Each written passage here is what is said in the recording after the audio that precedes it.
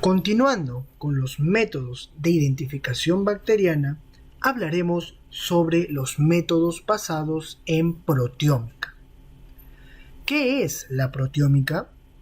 Es una rama de la genómica que analiza todo el complemento proteico de una célula, tejido u organismo, es decir, estudia a gran escala las proteínas, su estructura y funciones fisiológicas. Cabe resaltar que la palabra proteoma es en realidad una combinación de proteína y genoma. Lo cierto es que la proteómica es de suma importancia en las investigaciones de salud, puesto que nos brinda un mejor entendimiento de la fisiología humana. ¿Cuáles son las principales aplicaciones de la proteómica? Existen dos que son de suma importancia: el descubrimiento de fármacos y el diagnóstico clínico. Hablemos de algunas técnicas en la proteómica. Las más usadas se basan en la electroforesis y en la espectrometría de masas. La espectrometría de masas trata de una técnica analítica que permite estudiar diversos compuestos de la naturaleza, así como obtener información cualitativa o cuantitativa. De esta forma, es posible obtener información de la masa molecular del compuesto analizado e información estructural del mismo. Electroforesis bidimensional de alta resolución, usada para separar proteínas de diferentes muestras en paralelo, además de la selección y tinción de proteínas expresadas diferencialmente para ser identificadas por espectrometría de masas. Lo cierto es que la proteómica ha ganado impulso durante la última década con la evolución de varios enfoques, algunos nuevos y otros basados en métodos tradicionales. Los tres componentes básicos de un espectrómetro de masa son los siguientes: la fuente de ionización, el analizador de masas y el detector. Pasaremos a hablar sobre la fuente de ionización. Es el elemento del espectrómetro que ioniza el material que va a ser analizado, o sea que le añade una carga eléctrica. La técnica para la ionización puede ser un proceso físico o químico. También tenemos el analizador de masas, que utiliza un campo eléctrico o magnético para acelerar los iones y separarlos en función de su relación masa-carga, donde sufrirán una cierta desviación en su recorrido, que es representado en la imagen, donde se puede apreciar que cada línea verde sufre una desviación diferente.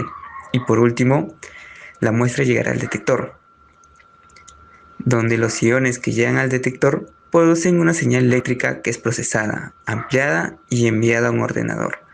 El registro obtenido es el espectro de masas o huella química. La espectrometría de masas MALDI-TOF se denomina MALDI por sus siglas en inglés: Matrix Assisted Laser Desorption Ionization, que en español vendría a ser desorción, ionización por láser asistida por Matrix, y TOF por el analizador Time of Flight, tiempo de vuelo, que se integra típicamente con fuentes de ionización MALDI. Destacan como más importantes las siguientes características. Como primero tenemos, para obtener iones de forma adecuada es necesario que la muestra esté embebida en una matriz orgánica. Como fuente de ionización emplea un láser.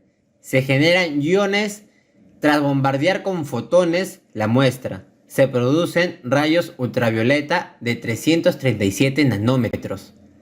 La separación de los iones se produce según el tiempo de vuelo.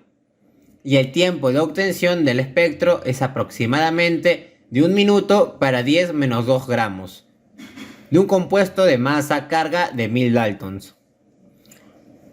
Una aplicación de la espectrometría de masas Mandelbrot de gran interés en microbiología es la identificación de microorganismos.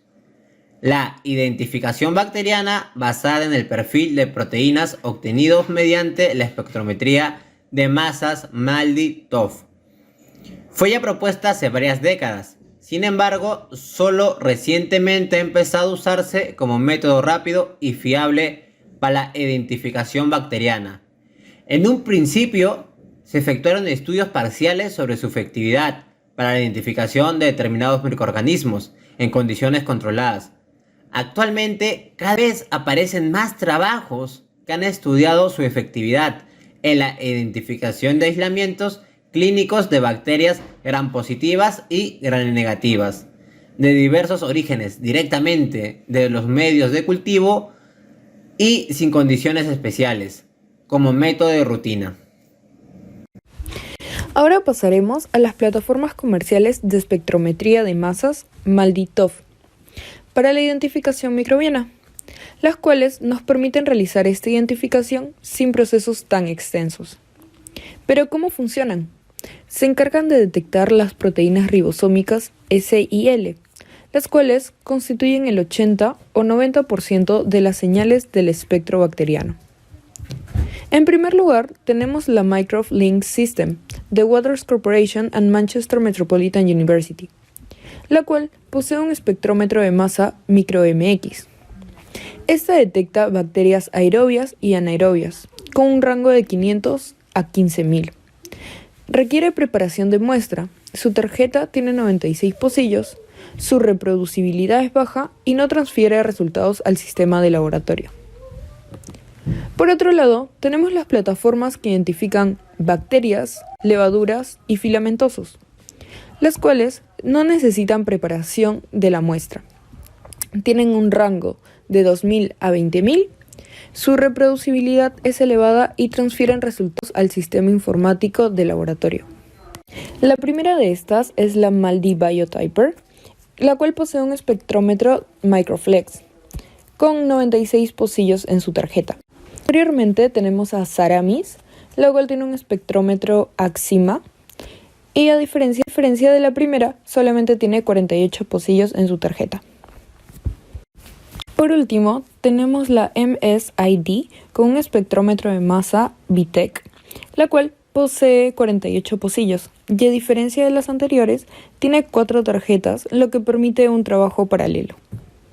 Hablaremos sobre la comparación de espectros generados con base de datos previos. Lo evidenciaremos en 2 puntos. 1. La rapidez de la técnica, aproximadamente 90 microorganismos por hora.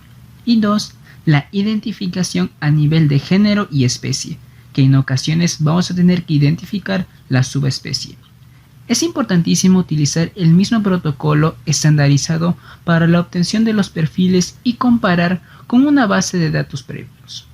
El objetivo final de esta técnica de espectrometría es determinar el género y la especie del microorganismo, acortar en forma significativa el tiempo de respuesta y disminuir los altos costos. Recordemos que esta identificación es del siglo XXI, que algunos lo consideran como uno de los grandes cambios después del método molecular. Es necesario que el resultado sea correcto por las implicancias clínicas que se dan. Esta plataforma comercial de espectrometría de masas informa al usuario del grado de confianza de los resultados de la identificación de cada muestra. El software Mandelbrot Biotyper versión 2.0 analiza los picos obtenidos y tras la comparación con los picos de la base de datos obtiene un score logarítmico cuyo valor en base al grado de identidad o similitud permite definir especie y género. El software Saramis se expresa como porcentaje de similitud. Se debe contar con una buena base de datos para la identificación de la secuencia de nodos. La exactitud de una medida de masa depende del sistema de medida de parámetros externos, como la calibración del instrumento y de la intensidad, concentración de los iones. Las medidas realizadas en un instrumento de alta resolución, pero mal calibrado, serán poco exactas, pero muy precisas, y en general reproducibles al tratarse de un error sistemático. Una vez validada la identificación, se puede transferir el resultado al sistema informático del laboratorio. Si obtenemos como resultado no identificado, puede tener dos posibles explicaciones. En primer lugar, el espectro obtenido no es bueno, y al compararlo con la base de datos, no se encuentran similitudes. La segunda sería que a pesar de haber obtenido un buen espectro, este microorganismo no está presente en la base de datos y no puede identificarlo. Es así que cuando se analizan las respuestas correctas, estas van a depender primero de la muestra, del efecto matriz, del equipo, del método que utilicemos, del analista y del análisis de resultados en el software que utilicemos. Y bueno, ahora vamos a hablar sobre las ventajas del MALDI-TOF. En el laboratorio, la técnica destaca por su alta tasa de identificación, ya sea con la rapidez, ya que obtiene resultados fiables en menos de 1 minuto por muestra. También la facilidad por su preparación simple y uniforme. Aparte que la máquina es robusta y fiable bajo condiciones variables y con bajo coste en reactivos. También existen otras ventajas como en la gestión del paciente, ya que esta permite la más eficiente administración de antibióticos y al tener esta eficiencia produce que haya una reducción en el tiempo de hospitalización de los pacientes y por lo tanto disminuye el gasto sanitario por paciente. Y como inconvenientes tendremos la demora en el tiempo de análisis si se incumplen los procedimientos, ya sea no dejar que la muestra se seque o no cerrar siempre la tapa. También se requiere de calibraciones y controles de calidad frecuentemente, ya que es imprescindible un periodo de formación para los usuarios. Si ahondamos más en el tema de los reactivos, el principal inconveniente es que la matriz ya resuspendida no es estable más de 15 días aproximadamente, porque cristaliza en el vial. Con la exposición pasaré a explicar las limitaciones de la técnica espectrometría de masas. Una de las limitaciones que presenta la técnica es que necesita estandarizar la relación entre la cantidad de microorganismos por microlitro de matriz, ya que esta relación influye de manera directa en el resultado final. Además, para la preparación de la muestra se requiere de una relación de concentraciones de 1 en 1000 a 1 en 100.000 mol por mol entre el analito, componente que se quiere analizar, y la matriz, que debe tener una naturaleza fotosensibilizador para que absorba la luz de la fuente e inicie la ionización. Con respecto a las muestras, deben ser de cultivos puros, ya que si son de cultivos mixtos, los resultados no son tan fiables. Otro aspecto a tener en consideración para las muestras es su antigüedad y las condiciones en las cuales se desarrollan los cultivos. En el caso de las bacterias, como Bacillus, Arthrobacter o Streptococo, todas gram positivas, el tiempo que debe tener la muestra oscila entre las 18 a 24 horas, ya que algunas bacterias realizan autólisis a medida que van envejeciendo, mientras que con los microorganismos anaeróbicos se les debe mantener en las condiciones requeridas hasta el momento del análisis para mantener sus características. Puede existir un error de identificación por espectrometría de masas MALDI-TOF entre microorganismos pertenecientes al grupo de los Streptococcus y Pneumococcus viridans, siendo compatible con Enterococos y Streptococcus hemolíticos. Es poco probable que encuentre fácilmente una solución a esta limitación.